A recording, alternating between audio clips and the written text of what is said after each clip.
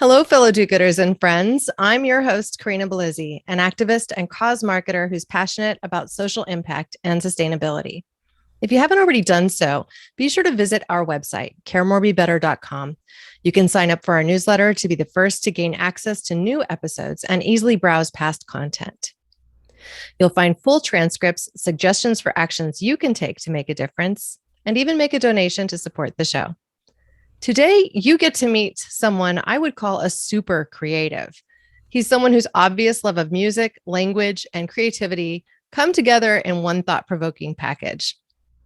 Scott Perry is a head coach in Seth Godin's Freelancers and Creatives Workshop, and he's the chief difference maker at Creative on Purpose, where he helps those who work in social impact embrace uncertainty and navigate adversity with greater equanimity. Scott, welcome to the show. Corinna, it is a thrill and a privilege to be talking to you today. Thank you so much. Well, thank you for coming. Now, I must confess, it's not often that I hear someone use a word like equanimity in business. And I think a lot of people actually misunderstand what the word means as something related to equality. I'd love for you to tell us what this last sentence in your bio really means to you. How do you help people embrace uncertainty and navigate adversity and with greater equanimity? Yeah, well, thank you. It's a great question. Your show is about social impact, about people that are making a difference. That work is difficult, which makes it rewarding, and it's also fraught. There are inevitable challenges, misfortunes, failures, all these things are going to happen. In order to be a healthy, happy, functioning human being, we have to come up with some sort of devices or practices or principles that are going to enable us to embrace the uncertainty, because the great work is happening at the edges of our understanding and ability, which is also where our growth is happening. And I believe that we can navigate not only the uncertainties and the adversities with equanimity, but also joy. And so what does that mean? When I say equanimity, I actually think of it as a manifestation of joyful living, which is different than happiness living. So happiness is, something that is more temporary. It's more oftentimes exuberant. It's harder to sustain, where joy can be a sustained feeling when you're doing work that's worth it, and when you embrace the path, the journey, the effort, and recognize that the integrity and intention of your effort is the reward, and that the results are the results. They will or will not happen. That's not really entirely up to you. You can do things that might influence results, but the results are not the end all and be all of your effort. The effort itself is worthwhile, and you can name any historical difference maker that you want. Martin Luther King, I'll just pull out as an example. He knew that he was not going to achieve the vision that he was sharing with the world. He famously said, "I may not get there with you."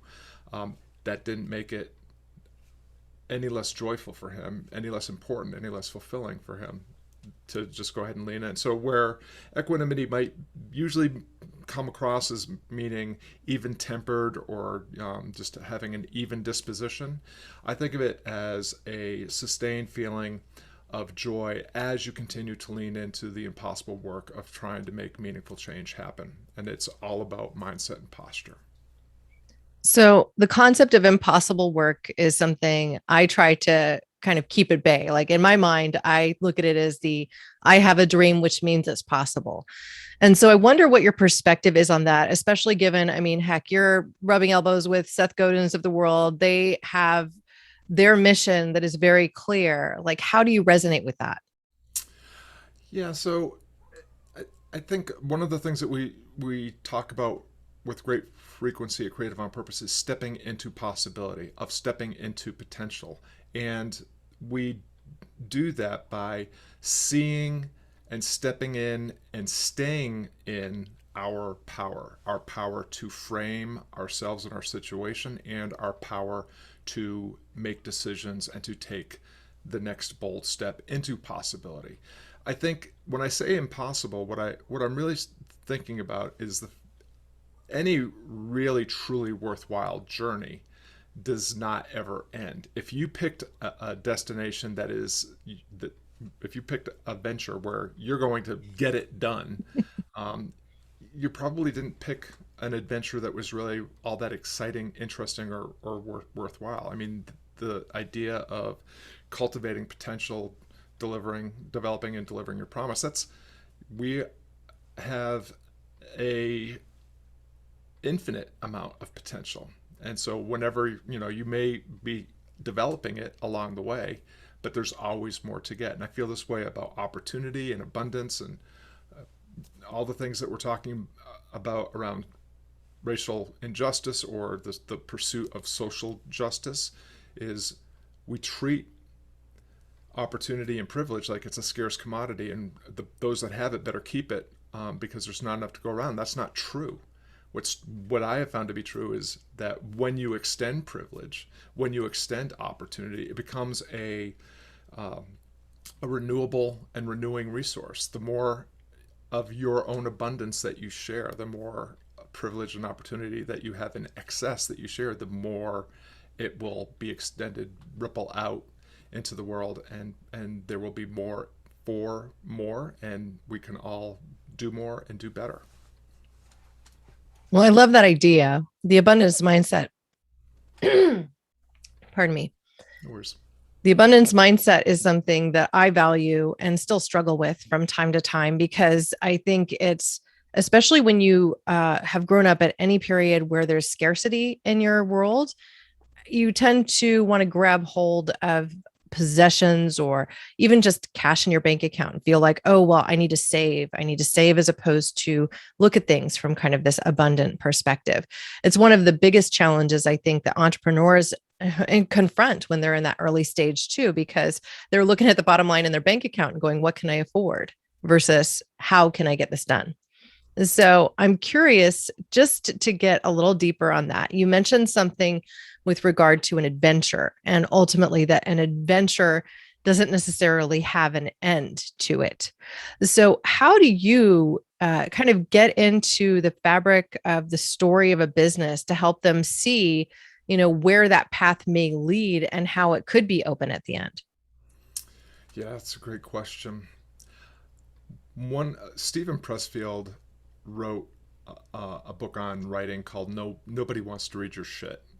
And it's a story where he talks a lot about the hero's journey, which is familiar to a lot of us. I grew up as a huge Joseph Campbell fan, and a lot of his work is based on the hero's journey, which has been the basis for movies like Star Wars and countless books and other entertainments.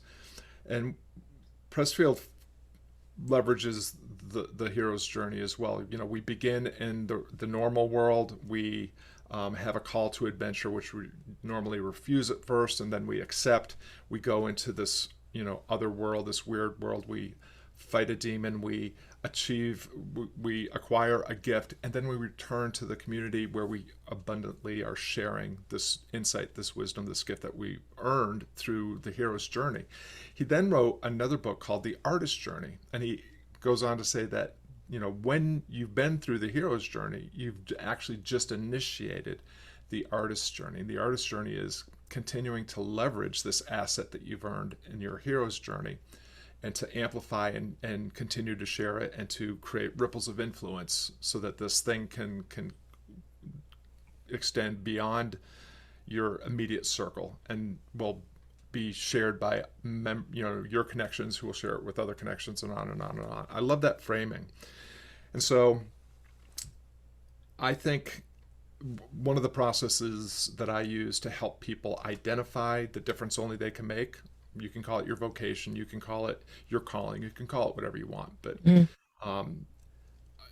difference only you can make lies at the intersection of three things: who you are, what you're good at, and where you belong. Who you are is what are your values and core principles. You can find that out by taking a survey like the Values in Action Character Strengths Survey, or any of a number of personality tests. I think it's also something you can unveil by just having meaningful conversations with people who really know you and will speak truth to the stories that you may be telling yourself about what you wish people would see as your values. But once you've identified your values and core principles, and then you can take stock of your talents and skills. Talents I think of as the human skills, the real skills, the soft skills that you've earned as just being a human being, your skills around creativity and connection and collaboration and communication. And then where you belong is with people who share your values and need your talents to enhance their lives. And if you think of those as three circles in a Venn diagram, the intersection of that is where you can start to dial in this thing that I call the difference only you can make. Once you've started to identify that, and just in full disclosure, it took me almost 3 years to just define it, never mind develop and deliver it in a way that was sustainable.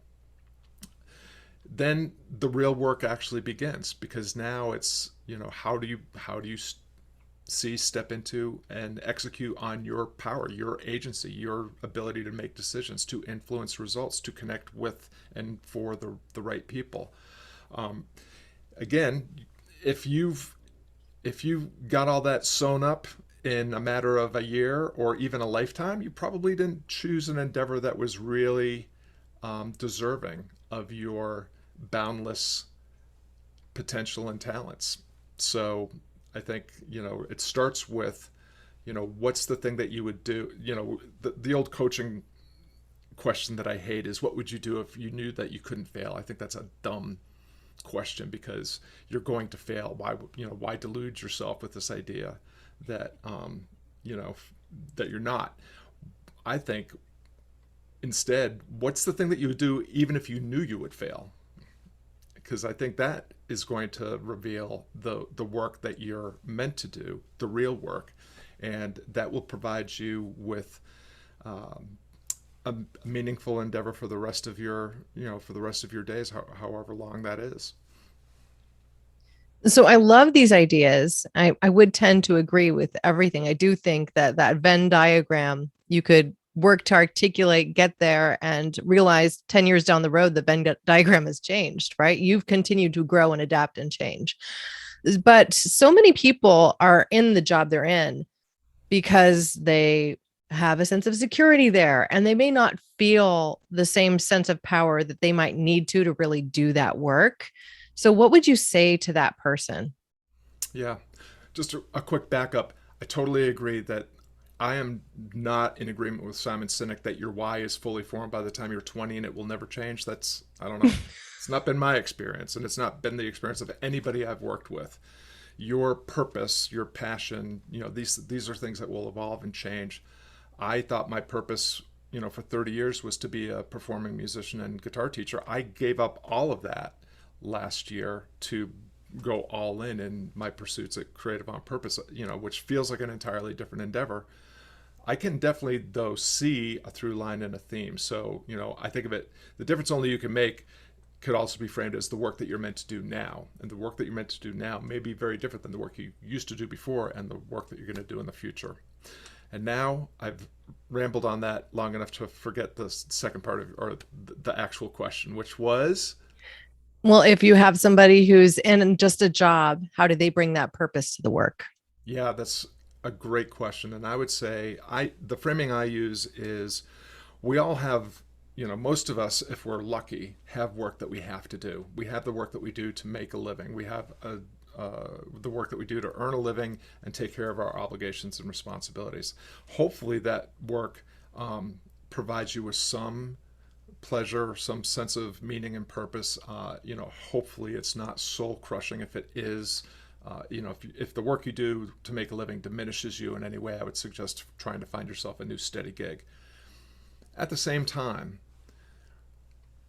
all of us have additional discretionary time, attention, and effort that we can choose to invest in a passion project, a side hustle, a hobby, or some sort of other thing that we're building maybe up along the side. I became a full-time musician when being a part-time musician was earning me more than I was earning at my steady job. I continued to perform and teach while I was building Creative on Purpose and turning it into a fully sustaining enterprise. It's a matter of choosing what to do with the discretionary time, attention, and effort that you have. It's as easy as deciding that you're going to cancel your Netflix subscription and get rid of all your social media. That should free up plenty of hours for most people to build something meaningful on the side. Um, and even if the side thing never becomes the main thing, sometimes that's a good thing. Like when people ask me, how do I do what you did and become a professional musician? I say, don't. Because being a professional musician is not just about being on stage all day. It's actually, that's like 10% of what you get to do. The other 90% really isn't fun. You're hustling gigs, managing cranky bandmates, spending endless hours with smelly dudes in a van, going from place to place, eating crappy food. There's lots of it that's would dissuade anybody from doing it. One of the ways that I think about my journey as a professional musician and anything that I've done with my life is I couldn't not do it. I did it because I couldn't not do it. And I tried quitting music several times. And every single time I was back on the phone hustling gigs within a week. I couldn't stop doing it until I could. And then when I could, I did. And I did something else. So you had this incredible gift of time, attention, and effort, and you get to choose how you spend that. Spend it wisely, spend it judiciously, and spend it on something that will be done with and for people that you care about, and you will find some sort of meaningful work that you can do alongside whatever else it is that you have to do. Now, on a recent podcast on your show, I think it aired this week, actually, you interviewed somebody who helped you give up a considerable amount of your social media so that you could focus on the ones that counted. And one of the things that got me thinking about was really the fact that somebody trying to get a start out today as an entrepreneur, as somebody who's working to make social impact in their lives or wants to work on sustainability initiatives, you're essentially told you have to be everywhere. Like, oh, you need a Facebook handle, you need LinkedIn, you need this. Oh, you should get on Clubhouse. Oh, what about Green Room? And there's this one and that one. And every week there seems to be another. So I would love for you to just share your personal experience when it comes to that, because ultimately that can seem super overwhelming to somebody who's trying to get their start, even if they are just getting a side hustle started. Yeah, it's a great insight. So that was Lindsay Smith, who, along with her business partner, Alexandra Franz, created a company called You Can Get It Done. And their workshop on marketing without social media was very powerful for me. The great lie that the way that you build a business is build a humongous funnel, broadcast to every social media platform that you can, get thousands of strangers into the top of the funnel, watch them all slowly drip out as they work their way down the funnel, and you'll get one or two at the bottom that will pay you top dollar for some sort of premium offering. There was a time when I think that really worked. And so when I jokingly call people like Amy Porterfield or Michael Hyatt, the people that were there kind of at the beginning, the syndicate. Like they got in at the ground floor. They did it when it was really hard to do, and they crammed a lot of bodies, a lot of email addresses at the top of their funnel to have enough drip out to make a good living, and they can continue to do that. At this point in time, we're all much more cautious about where we share our email address and how long we'll listen to somebody's, very pitchy, salesy, self-promotional email sequence. I would say that's if you think that you need to spend all your time on social media talking to strangers and earning their awareness, attention, permission, trust, enrollment, and investment, is that a business model that you're creating, or is that a seductive way to hide? Because all of that causal chain that I just mentioned, like, I don't know you exist, I've heard of you, I'm going to give you a minute of my attention, I'm going to give you enough minutes to decide to go opt in and give you permission to talk to me directly. I'm going to trust you enough to buy some sort of, to enroll in the journey to invest. That's so many places where that can break down.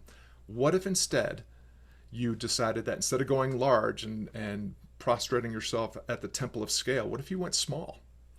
What if you started with the smallest possible problem that you could solve for the people that you seek to serve? What if you shared an offer that solved that one problem and you sold it before you built it? What if you got enough people to purchase that offer and then you built the thing, did the thing? And the people that you served were people that were already in your circle of connection, your sphere of influence, your sphere, your circles of connection. Because then you just leaped all past 4 or 5 links in that chain. The people that you already know, who already know, like, and trust you, you've got their awareness, you've got their attention, you've got their permission, you've got their trust. All you have to do is find a problem that they want solved and help them solve it. And if you do that in a way that delights them, they will tell more of the right people. And so instead of spinning cycles trying to get everybody to look at you and doing things that you would never do in real life, in terms of showing up screaming and spamming and soliciting, you're going to get traction sooner, sustainability faster, and you're going to actually be making a difference from the get-go, as opposed to wasting all that time on social media screaming and trying to trick strangers into giving you an email address. Trick strangers into giving you their email. You know how few I give out now? I mean, I even developed a Gmail shopping address specifically for shopping that I use to sign up for everything, because I don't want to get that into my inbox. So I understand. I think you're right. And yeah, perhaps the way we've been doing it all along is broken. Direct, specific, clear, respectful communication. And just to accent, at the beginning, you're not going to be focused and clear on what your offering is. You may not be completely clear on what your skills and talents and values are. You may not be clear on who the people are that, share your values and need your talents to enhance their lives.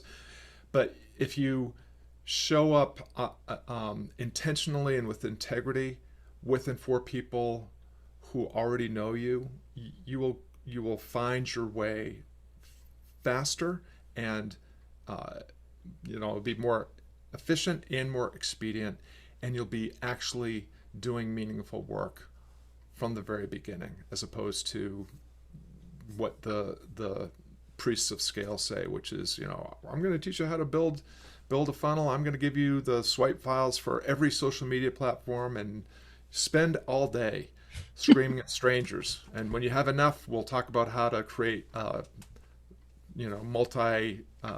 6-figure offer that you can to sell them. I mean, what are you here to do? Are you here to make a difference? Because if you lean into making a difference every day, the sustainability pieces will take care of themselves. If you are only chasing the outcome of, I want to make a living doing something online, you're going to catch yourself doing a lot of things out of urgency that are really out of alignment with your real values and who you really are and the way that you really want to be perceived by others. Yeah. So I want to step to the concept of burnout, because I've seen this numerous times in fellow entrepreneurs. I've struggled with it myself in my time as an executive, and even as a podcaster. I've had some weeks where I had to kind of pump the brakes, so to speak, right? And I think part of that came from the reality of feeling like I had to be everywhere all at once. I was starting to gain some traction, and in that, I was getting invited to a lot of different spaces, and ultimately started to invest far too much time, I think, in each of the platforms. And so struggling with burnout can be something I think that we all can relate to, we all are confronted with. And especially in this time of COVID, where many people are also working from home, where they may have had an office or a work site to go into in the past, they've blended their workspace between home and really not much else. So they're within the 4 walls of their house all day long, almost every day, without what really seems like a break. So, you actually have built some pretty incredible tools to help people with this. And I would just love for you to speak to them. Yeah, absolutely. I have been thinking about burnout a lot as someone that's experienced it frequently. And here's where I've arrived. Especially during the last year and a half, we heard burnout referred to frequently as a disease, something that we had to treat.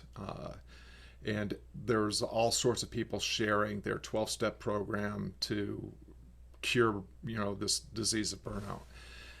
As I thought more and more deeply about it, my own experience with it, I decided that burnout isn't a disease, it's a symptom. And it's actually like many symptoms, the symptom arises as a generous gift, a reminder that there's something wrong here that needs to be addressed. Burnout, we all have different temperaments and tolerances. We all have a finite amount of time, attention, and effort. Some of us, I tend to be a person with a lot of vitality. I can put out a lot of energy. I can produce a lot of stuff. Doesn't mean I'm always producing the right stuff, and it doesn't mean I'm always making progress, but I can do a lot of things, and I can go for a long time. At some point, though, even someone like me is going to find themselves in a position where they are giving something they no longer possess. And so burnout is exactly that. Burnout is when you are continuing to give time, attention, and effort that you no longer have. And for people that are in the social impact space, this is a huge problem because we are naturally outward facing people. We are naturally generous, giving people. We get a lot of our identity and meaning from being of service to others. What I have found is that you can cure burnout by making by first understanding that it's a symptom and not a disease, and that it's a gift for you to see and recognize, because then you can start to do what's necessary to solve that problem. And the way that you solve that problem is by making better decisions. And so the process that I have created is based on ancient philosophy and spiritual traditions, but also completely vetted by modern psychology and neuroscience. And it really just boils down to taking whatever you're currently experiencing and holding it at arm's length and naming it objectively without all the value judgments, without all the strong emotional language, looking at it as a problem that you can solve instead of letting it be a problem that continues to work on you.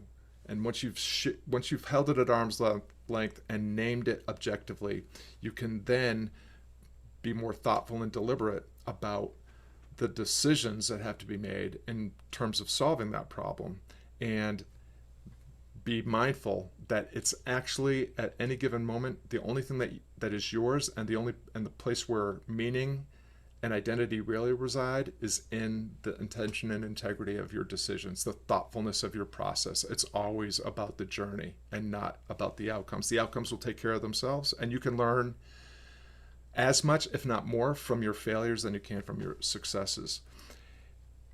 In terms of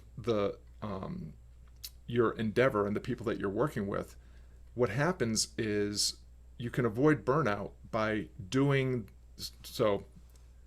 Burnout is often a manifestation of doing the wrong thing or doing the thing wrong. And when we start doing more of the right things with more of the right people in more of the right way, then abundance and service and generosity become renewable resources, and it becomes a virtuous cycle. I fill my tank first. I take care of my most precious asset, which is my inner narrative, the story that I'm telling myself, which needs to be one of gratitude, generosity, and abundance. I make sure that I'm filling my tank in terms of being mindful about my time, attention, and effort. And I extend the overflow, the abundance, out to more of the right people. And the right people, and I'm sure you've experienced this, when you're working with more of the right people, it's not exhausting, it's actually energizing because they are giving back. And when you are able to get this cycle, this virtuous cycle working in, a way that's encourages reciprocity, then you're always filling your tank and serving out the overflow.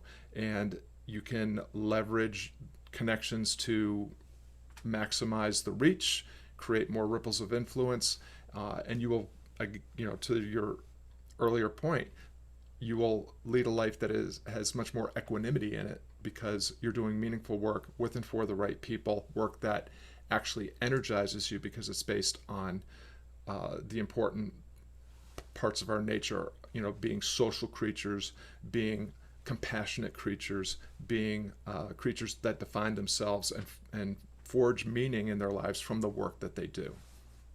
So it's obvious to me and listening to you today, and also in reviewing some of your earlier podcasts, that you kind of come from a philosophical perspective first when it comes to the workspace.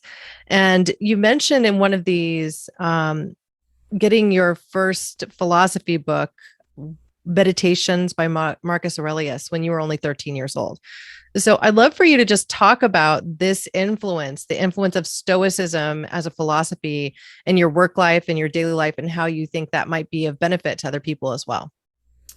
Yeah, so Stoicism is in another period of kind of resurgence, as it has always been. It is often not shared in the entire spirit in which it was, first practiced. So there's a lot of there are a lot of folks in the modern Stoicism movement that are cherry picking parts of it to justify their practices and principles that really may or may not have a lot to do with the actual ancient practice of Stoicism. So Meditations by Marcus Aurelius is his journal.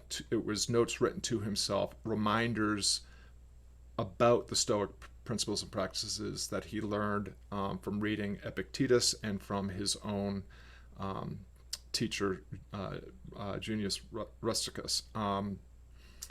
The thing that struck me in having my Latin teacher in the 7th grade share that book with me is this guy was talking to himself in exactly the same tone and timbre that I was speaking to myself. So it was like blew my mind. Like, here's the most powerful man on the planet in his time, speaking to himself and reminding him that he's not as great as he thinks he is, and that he is just as broken and fragile and fallible as everyone else around him, and that through it all, his primary directive is to treat others with dignity and respect, to put forth his best effort, and to work on cultivating his character, developing virtue, because ultimately that's the only reward.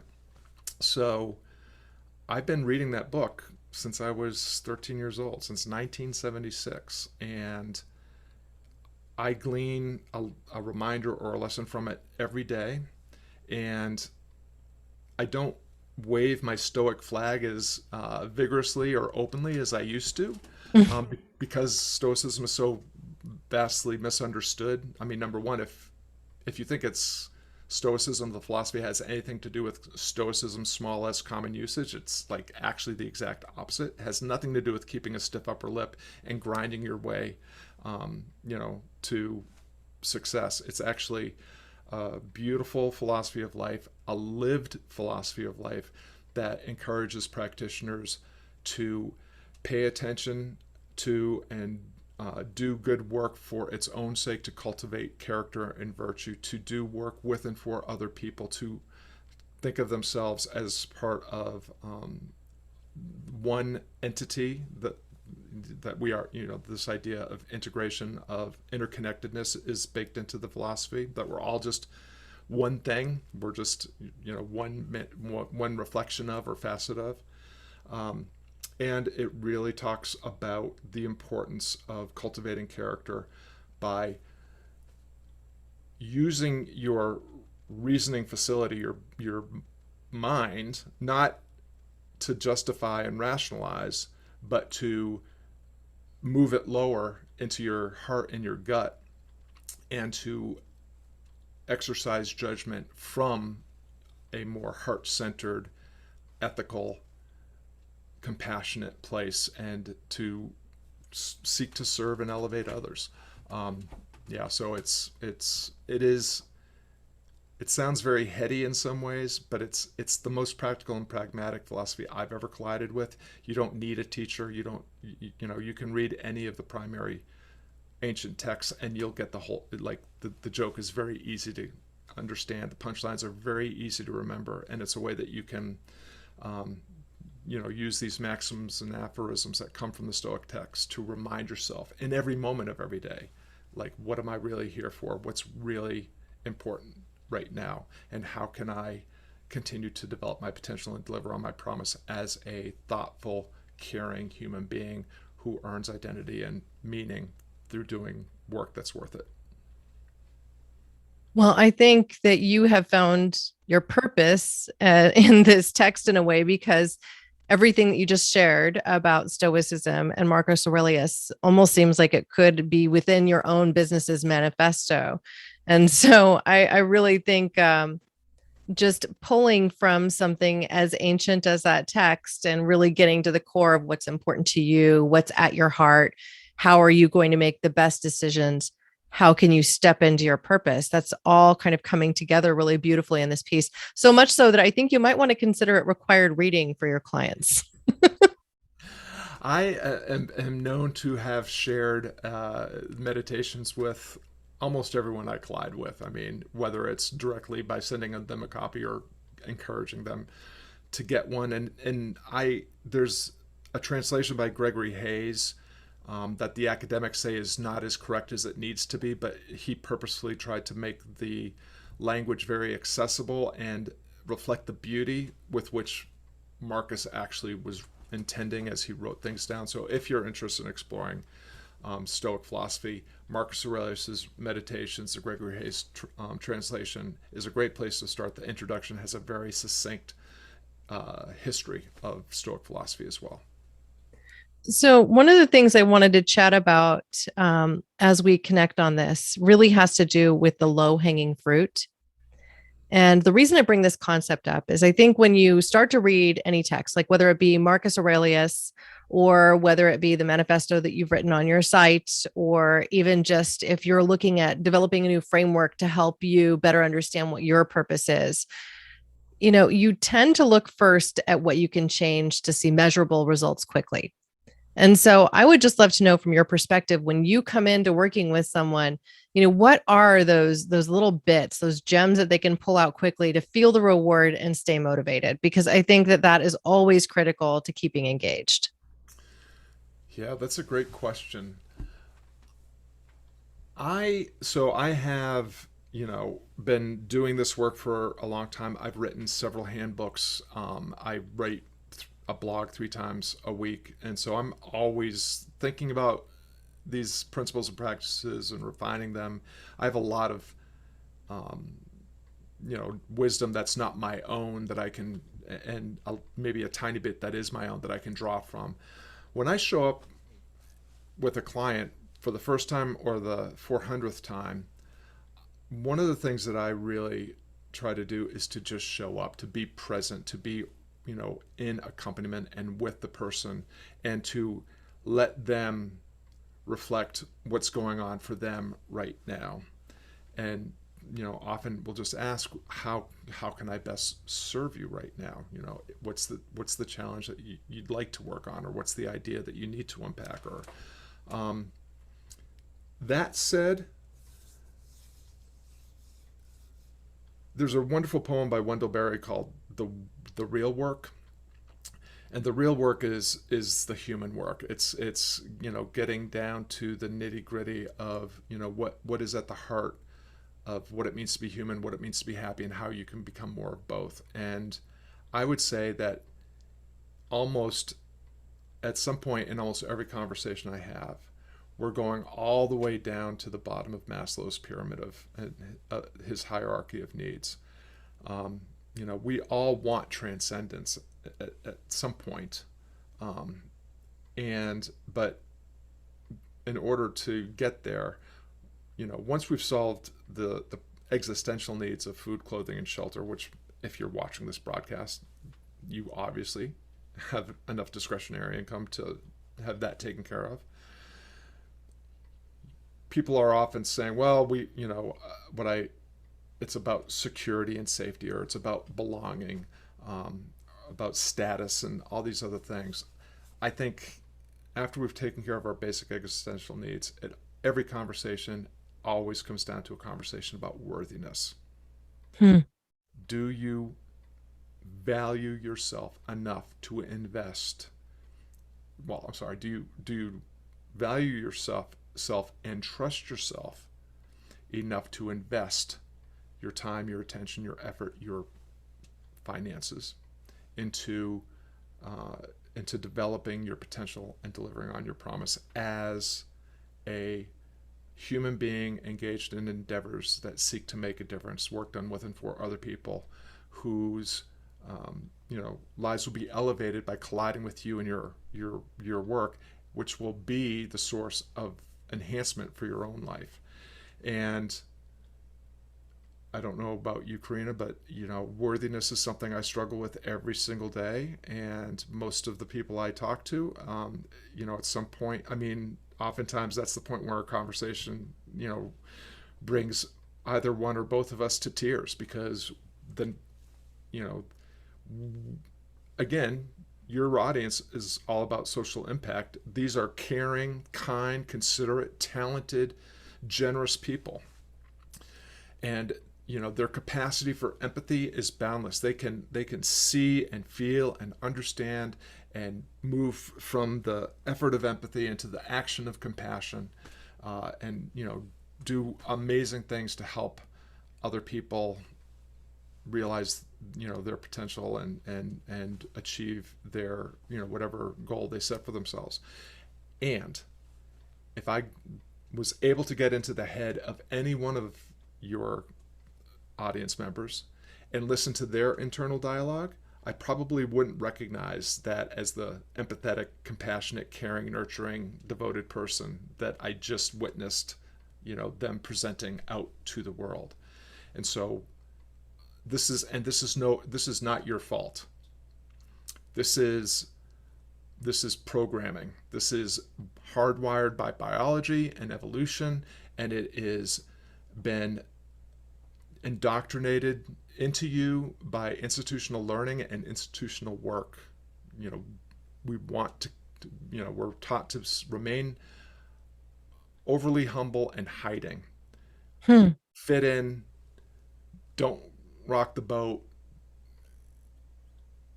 go along, all these things. And so, the thing is, once we see that we're actually complicit in our own suffering around developing our potential and our sense of worthiness, we can't unsee it. And for some people, it's incredibly hard to overcome all that programming.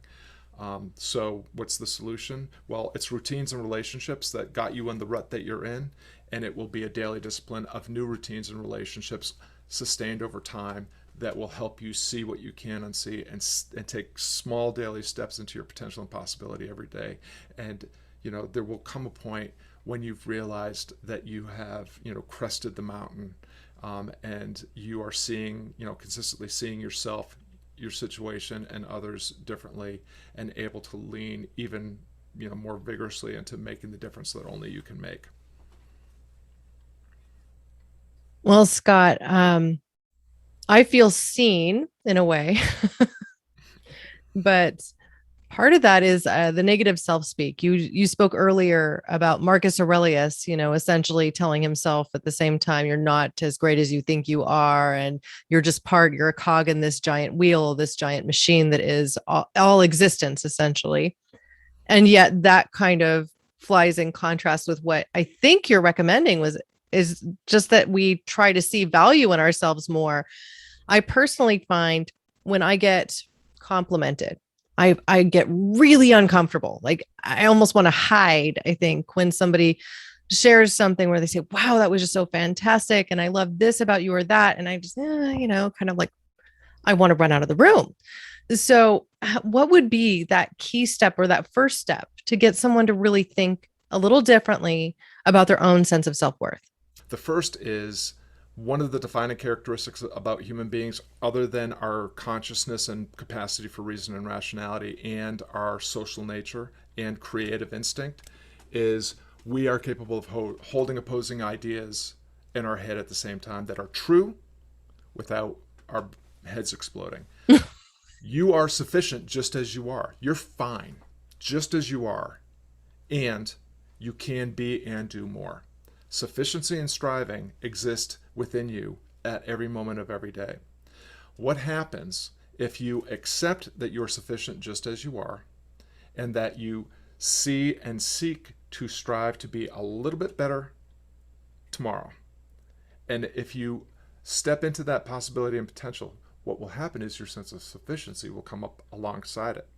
And then you can set your sights on the next aspiration, the next striving, and your sufficiency will come up alongside it. And you just keep doing this. You're just fine the way you are, and you can be and do more. So do both. And the other is taking control of your inner narrative, like understanding what is and what is not within your control, to quote my friend Epictetus. What's in your control is your framing, your perception of yourself and your situation and other people. And what's in your control is your reasoned choices in alignment with who you are and what it means to be human and happy, and the actions that you take in this moment to influence what the outcome that you seek without being attached, having your identity and or your happiness attached to getting a specific result, because that's not yours. And so, these are just simple tools for creating healthier narratives that fuel our, sense of that fuel joy and equanimity and help us find identity and derive meaning from doing work that's worth it, with the full knowledge that the integrity and intention of our effort is all we're entitled to. Thankfully, that's enough, because that defines who you are, and that's how you develop yourself. It's not about the things you acquire. It's not about your attachments. It's about accepting and acknowledging things as they really are. And the last thing I'll say is, when you are zoomed in and you are finding yourself complicit in your own suffering, that's the time that you zoom out. So what you were just mentioning, this context, right? It's like there are moments when you have to hit the pause button and zoom out and look at the bigger picture. And then, when you have defined a way forward that is worth your time, talent, and effort, you can start to zoom back in and focus in on the discipline that's necessary to do that. So I always say it's simple, but simple is never easy, because we got a lot of things conspiring against us. But you've been doing this for a long time. When the hardest things you've ever done were when you were a baby.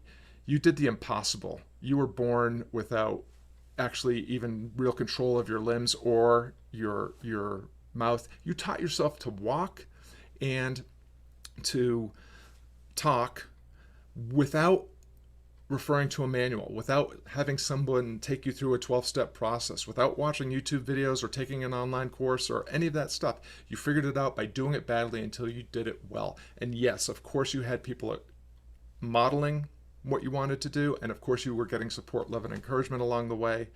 But that childlike sense of wonder and rigor is always still available to you. It's just a decision that you can make. Am I going to continue to think this way that impedes my own happiness, or am I going to recapture my childlike sense of wonder and my willingness to do things that are hard, and willingness to do things at which I will fail long before I start to achieve?